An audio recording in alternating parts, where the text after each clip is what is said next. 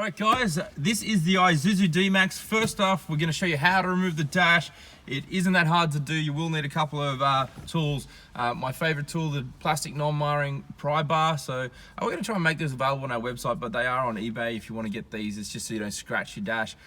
First up, before you do anything, just always make sure you've ejected any CDs out of the dash, because once you pull it out, you won't have power to that anymore. But then you're going to move this gear lever out of the way. It's got a shift lock. You push down on the right, you can slide that out of the way, and then we're going to pull this center section out first. The easiest way to do this, or get the bottom section out, is put your hand underneath it, and you can actually just lever it forward, okay? It'll just pop out, so that's just the USBs there, micro USBs, that will go back into place. Just pop that forward, and you got to be real careful here, because you don't want to actually let this all the way down, because these plugs on the back can actually pop off on the climate controls. All right, on some of the other vehicles, they've got a different type of climate control here. That doesn't matter. These still just pop out the same way. So we're just going to make that a little bit loose and have it out of it, but not pull it completely off, because these, man, if you get these out of those dials, man, they're so hard to get back in. All right. Once you got that out, guys, just be careful not to mark any of your dash down the bottom here, okay? So because you're sort of just leaving it flapping around in the wind, you can mark some things. So if you're a little bit unsure, like, so you can see here, this client's had some other stuff put in here, but he's already marked it once before. So just be careful if you're going to sit it there, and maybe put some cloth underneath it. But what we want to get to is there's two screws just inside here. You know, if you can see them there, but we're going to use a long Phillips head screwdriver. And you're going to undo them. You're going to be careful not to drop them. So easiest way is stick your hand in. If you've got a magnetic screwdriver, they're probably a little bit easier.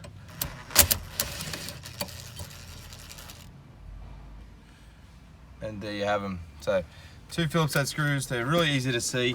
And now we should be able to pop the whole stereo out. So you just lift the top up and you can pop this center bit out. So there you go. Give that a bit of a jiggle, and she'll come right out. Now, there's going to be one plug up here, which is your hazard lights. There's a little locking locator on the top. Just press it down to release, and that's going to give you a little bit more room again. And then you can pull the plugs out the back. So one, the antenna, on the back of the stereo here, you've got a releasing tab on the main power. Just make sure before you do this, like I said, check there's all CDs removed. And that's pretty much the stereo out. So now we can go pull this hazard light switch out and put it in the new fascia. We're going to show you how to wire it, but it's very, very straightforward on these 2012 to 2014 models. Very easy. One thing you want to be aware of when you're pulling these out, you'll see that there's a clip missing here, and there's a clip here. Now, when you pull this stereo out, there's actually 4 of them around the edges, but you can actually see them. They've stayed in the dash, okay? So what you want to do is you want to make sure you actually grab them out of the dash. So you want to put your hand behind them, you can push them forward and pop them out, okay? So just grab them, and they actually just press back onto the new fascia. But you just don't want to leave them in your dash or lose them, because that's what's actually holding it all in place. All right, so there we go, we've got our four clips. Now the next step I also want to make you aware of, we do need to pull these silver trim bits. They can be different color on different cars, but we're going to pull these off, okay? There's going to be a screw here and a screw here on either side. And reason being is the new brackets that mount are actually going to go on these sections here where these screws are. So we need to be able to actually get to those. The 2 screws, another 2 Phillips head screws. And then these will actually just pop forward. Now, to do these, you sort of got to support it with your hand, but again, they can be very firm, but it's just clips from now on in.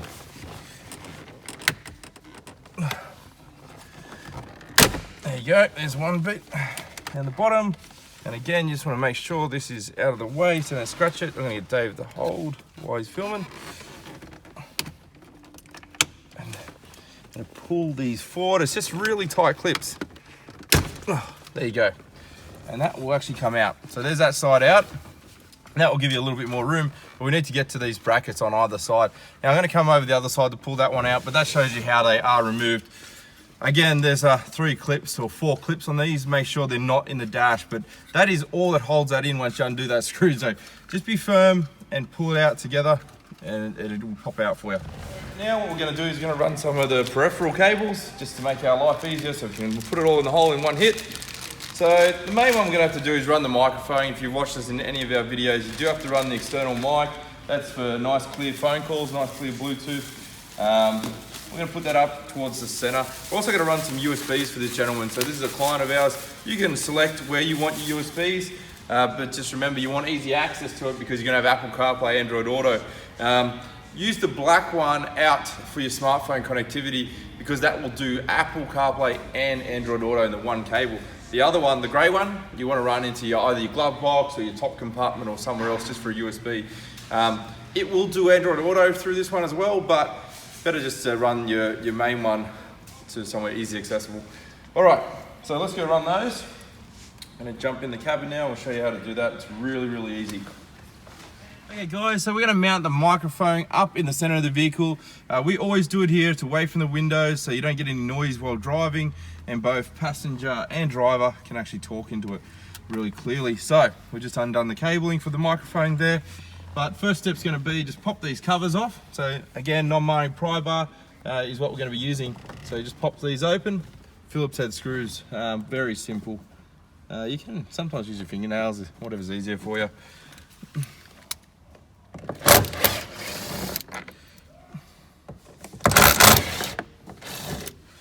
All right, so that is off. And then what we're going to do is we're just going to pull that forward. We're going to pull this pinch weld off, so this black rubber. Actually just pull that off, it's designed to pop off. Then you can pop that forward, all right? Actually pull it right out, you just lift it up. You'll find when it goes back in, it goes in this way. It's just got locator tabs that slot in so you can make sure it goes in the right position. You can see he's run some other cables here, so we're gonna make that a little bit neater as we go. And we're gonna quickly whack this up in the middle. So, best bet, take the tape off the back of these microphones and stick it straight on the glass. And that just keeps it nice and neat. So here, gentleman's got a couple other cables here from a Blackview dash camera. And you're just going to run it across and hide the cables in the roof lining. You can just pull them down a little bit, and then if you find it's moving, you can actually tape it up there. We sometimes use double-sided tape if it's not going to sit up there real well. And you can just tuck it all away.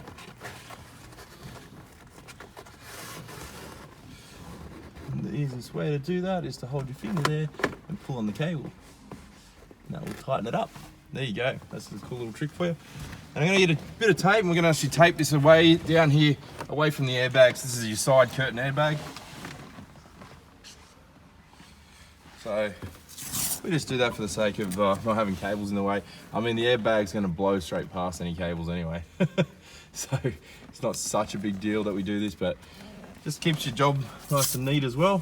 If you do cables, put the cables here, just make sure it's not around any holes. You've got to keep them out of the way of the holes because that's where the actual panel clips back on and it'll push into those. So you've got to leave them open.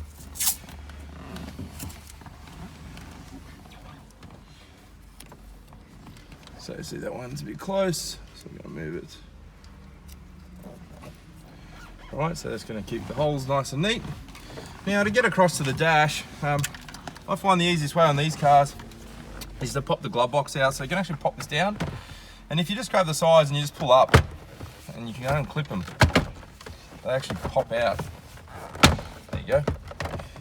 And you can actually pull the whole glove box out, and that will give you a bit of room. So this gentleman's got an iPad in here. Unplug that so we don't get that glove box out. You can actually run this cable right down the side. You can actually loop it under this corner bit. You can actually push it through under there, and that will pull along nicely underneath. Now, when we put all this back on, it'll sit up nice and neat. In fact, what we might do is we might do that while we're at it. Gentleman's got just a little Waco thing here. So we're going to slide this back in. Basically, it should sit in those locator tabs, and then you can clip it back on. Nice and neat. And then you can push your pinch weld on, pull it off and make sure it sits nice and neat. And there you have it. So that's the pillar back on. You're just going to put your screws back in and mount that up. Now when you're running along the bottom here, the best way is there's some cables actually under here. You can actually loop the wire around that, and the reason being that will stop it from falling down. You can actually tape it up as well. I suggest putting a bit of tape on it if you can, because that's just going to make it tighter. and keep your job neat. You can actually just loop it over that, and you can do that a couple of times as you go through.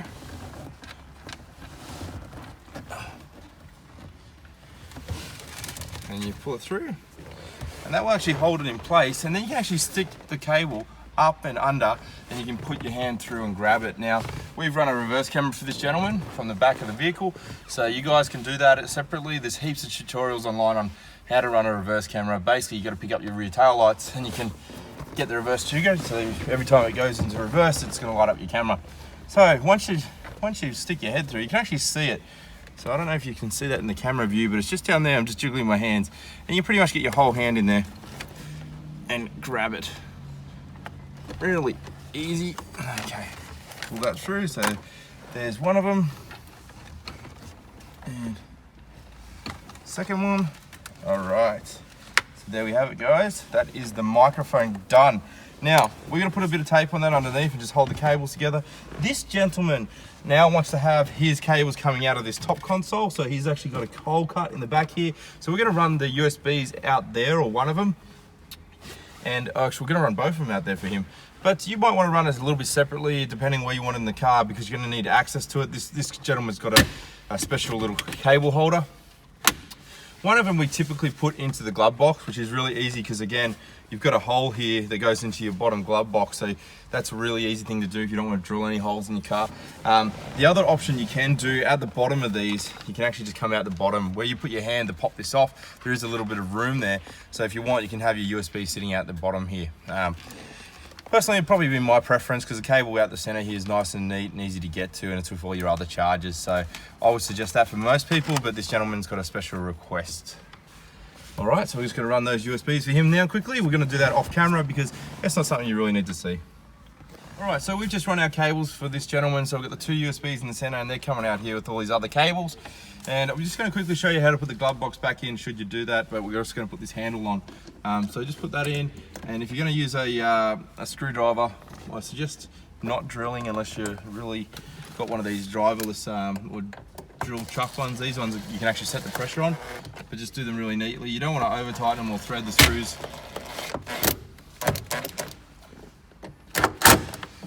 All right, so these you can actually set the pressure for really nicely. I'm going to show you how to clip this back in. So these are really easy. They're just like got a push on clips, and you can actually line them up where you need to put them. So you just like sit them in, and then once it's there, you just push them on. You hear them click, and you can actually flex these in on either side, and they'll clip into place. And that's your glove box back in. Okay, so not too bad, easy. It should open and close nice and neat, so just try that out. Now, the other thing we do have is we do have a GPS receiver. This is a GPS receiver which will actually help the Apple CarPlay Android Auto with any of the mapping. It makes it a little bit more accurate. So I'd suggest on these, you can actually put them on top of the unit, like stick it on top of the unit. Doesn't need to be out on the dash. You don't need to see it because it's only, as long as you only have plastic above it, it will actually read through the plastic, as long as it's thin plastic. So you can put that in a couple of locations. So if you're going to tidy it up like this, we're going to put it on the air vent at the back here. So there's a bit of dust on top. So you just get a rag or something like that and just wipe the dust off. And then you can just undo the tape and stick it on the top there. So like I said to you, make sure there's no metal above it. Personally on this car, we're going to put it in the dash. It just makes it easier and ready to go. Just stick them down nice and neat. And then you've got the cables all tied up there. Put a bit of tape around that so they stay together. That's the GPS receiver. So now we pretty much have all our cables in the car. GPS receiver, two USBs. We have our reverse camera, which we're going to show you how to quickly wire to the deck. We have our microphone as well. So we're going to bundle that, make it a little bit neater as well, just shorter.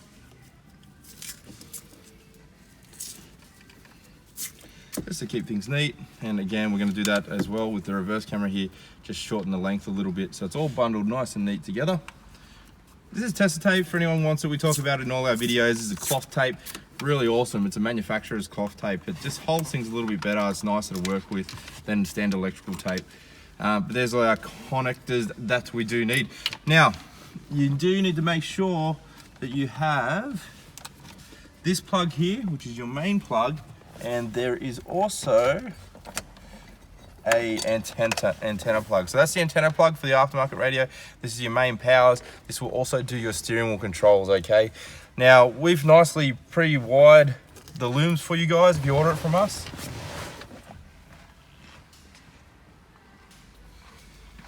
And this is it here. So this is the pre-looming that we've done. It's very simple. It'll only go in one way. It's just going to be as simple as plug it in and make sure it clicks into location. And that little box there is your steering wheel interface, and we've wired it to the Kenwood plugs and harnesses, so it's all plug and play, and we've loomed it up for you. So this purple wire that comes out is the reverse light trigger. So on our cameras, so we're using a SoundSkin's Vision camera. They run the video component from the rear of the camera, nice and neat, but they also give you a rear trigger.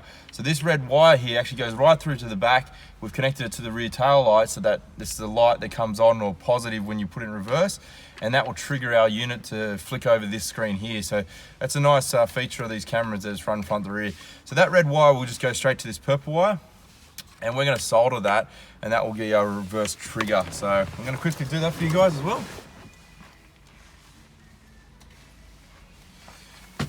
Alright, so here we go. We just have these wire strippers. These make it nice and easy. So we can cut that off. We give you a bit of length in case you need to run it anywhere, but it doesn't need to be that long. I'm going to twist this up, nice and neat. You can use connectors if you want. We like to solder everything. That's a nice straight solder joint there. So I'm just going to sit this here just for soldering. These are really cool. These are Aussie irons. These are battery powered rechargeable soldering iron. They're really cool. You just press them and hold them, recharge. They're better than the gas ones. I mean, these aren't the cheapest things in the world. I think they're a couple $100, but man, they're good.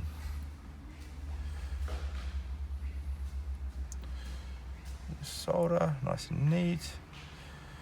All right, that's the solder point. Make sure you don't drip on anything.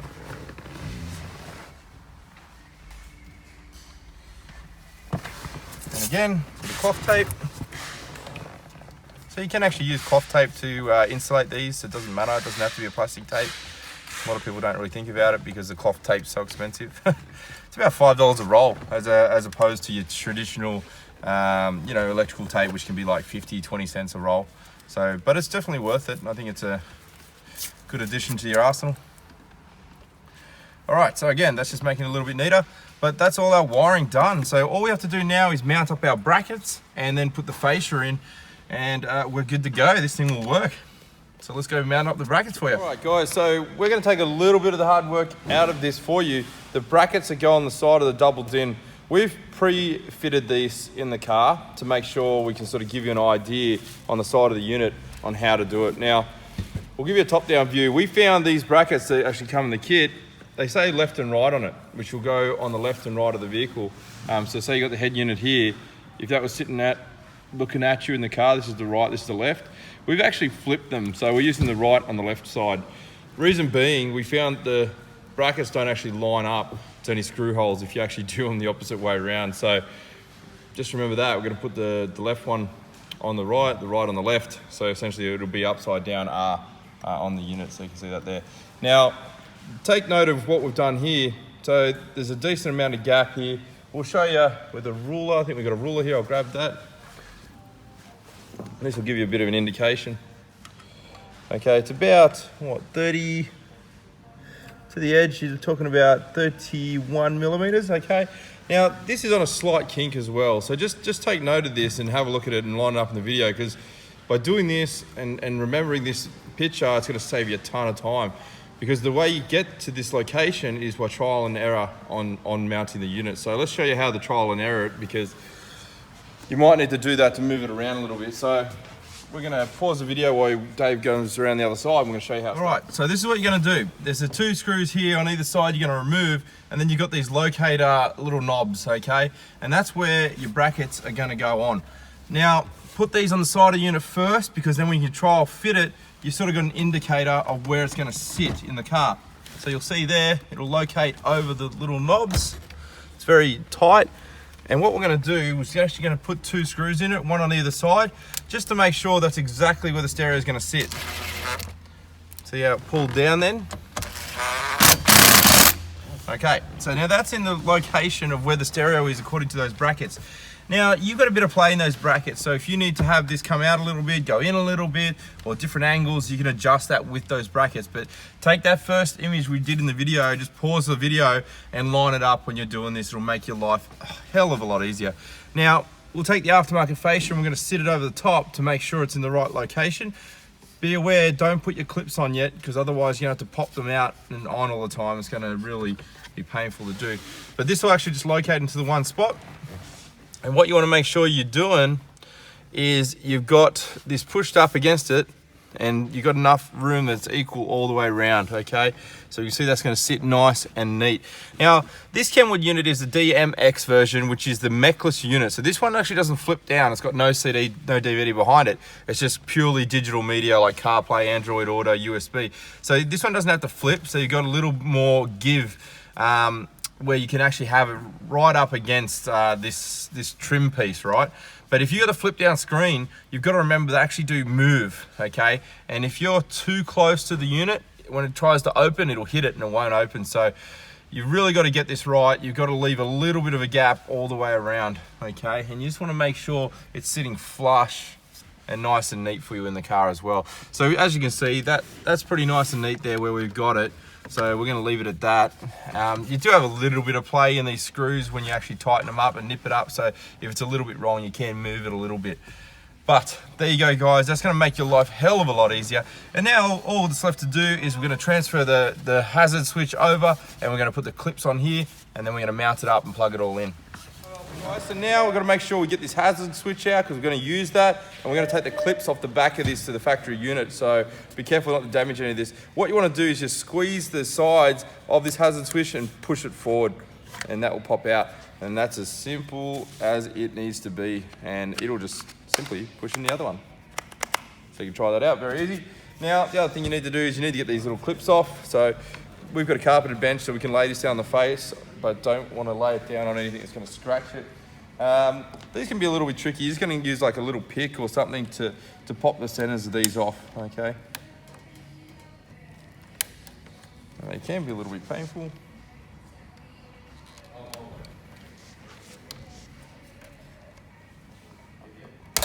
Oh, there it goes, that went flying.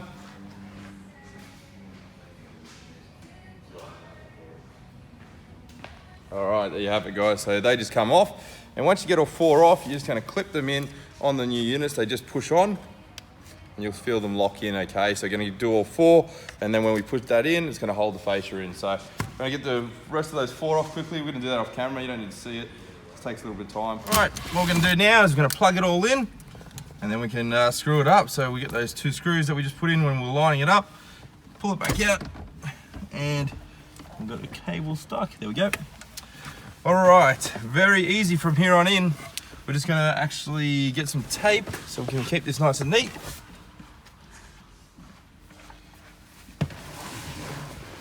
All right, here we go.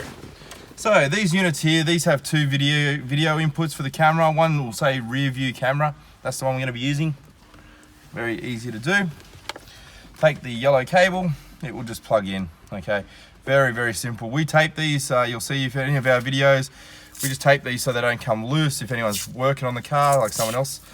This makes it life a lot easier, less problems in the future. Got your main power plug. So all of these plugs really will only go in one spot. So that's your main power harness. You've got your GPS receiver here. Very easy. You've got your two USBs. Now, these are just color for color, so you can't really get those wrong.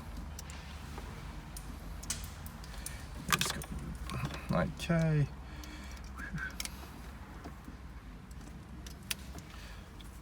Again, we're going to tape these up for you. That's just, again, to make sure that they don't come loose. Because people pull on the cables when you're pulling them through. So this just prevents them coming undone, so they don't have to pull the dash out again. The other thing we're going to use is we've got the little microphone, so it goes up the top here. It's just labeled mic. You can do expansion for amplifiers and things here. There is a standard remote input, but we're not going to use that on this car because it's got it all through this new harness. And what we're going to do is we're going to undo. This is your antenna, so we've got a little bit of leeway there. And that will just plug in as well. And there you have it.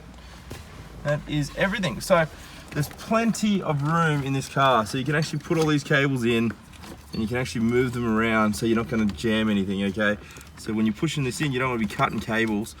So we're just gonna move it all away. One thing we do wanna make sure is this hazard switch is up here. So that's the hazard switch there. Just gonna keep that out because we will need to plug that in a sec. And there we have it. We can slide that in nice and neat. So you're just gonna have to fiddle with these cables a little bit because there is a little metal ledge there. There we go. And we are in. Now, before we go any further, we're gonna test everything. So we're gonna turn the car on. So I'm gonna get Dave to turn that on behind the camera. I'm gonna test this out, make sure our camera's all working, steering wheel controls and everything, because if you do have any faults or anything unplugged, you wanna know about it now before we clip it all together. All right, this will boot up and there's a couple of settings we're gonna change, and then we're gonna test the reverse camera. So you can test the reverse camera with it in reds, not the car on. So you wanna turn demo mode off on these units so it doesn't go through scrolling through the screens when you're not using it. And the camera, you wanna put reverse cam interruption on. Guidelines are in the unit, or on this camera we have them in the camera, but we're going to use the guidelines in the unit itself because they are adjustable. You can actually set them up. Okay, so it's a really cool feature of the Kenwood units.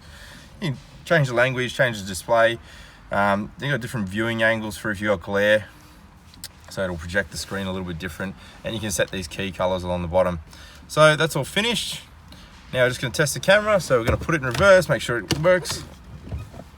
There you go. So this image is actually upside down. This camera has a selectable option to flip the image, so we'll go flip that image a little bit later. We just want to make sure that it is actually working, and they're the guidelines you can adjust for each vehicle. So very easy. Now check your radio works.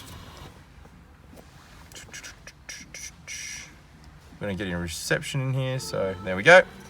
We're in a poor reception spot, but you can see that working. And then we're just going to test the steering wheel controls here as well. Do you want to just zoom out there, Dave, and show them? So you've got your steering wheel controls, so you can actually see them working. There you go, track up, track down mode. We'll flick through. Very, very good. Okay, so she's all working. We're happy with that. What we can do is we can turn the car off now. So Dave will do that. And we're just going to put in all our screws, and we're going to clip our fascia on. So these drills are variable resistance, so we're not doing any damage here. It sounds like we are, but we're not. Okay.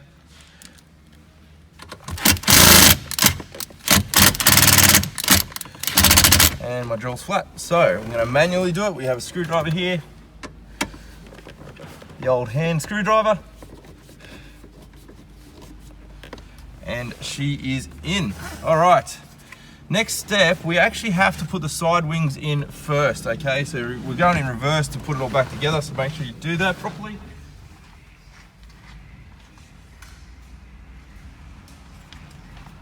So here we have them. We're gonna clip these in on either side. And again, just gonna make sure we've got these out of the way. Going in is a lot easier than taking these things off, I tell you. There we go. She's all in. And remember to put the screw in on the top of these as well. Don't forget those. We've got the passenger side. Sorry, driver's side. Make sure that's all clipped in, so just hold it away, the bottom panel away. Now it's very, very important you don't pull that bottom panel off, okay? I mentioned at the start of the video, but you really don't want to be pulling that thing off because it can actually do some damage to the climate control. It's all fixable, but my goodness, it's hard to fix. Talking from experience, we've done that once. All right, she is in, looking good. And now just the final step, just gonna clip this up. And she is back together. All right, so that is really, really cool. So that is your finished product. Like I said, I would probably take my USB out the bottom here.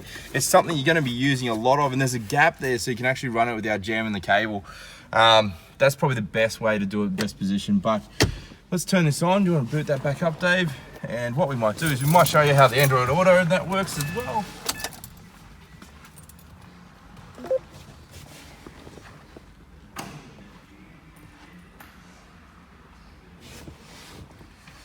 for all you guys with Android Auto, you do want to be downloading the app. Apple guys, you don't need to download the app, so it'll actually just work.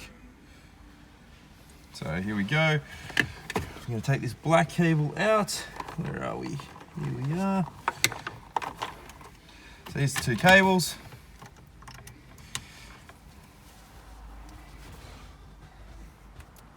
This is an US 8, to give you an idea of what phone we're using here.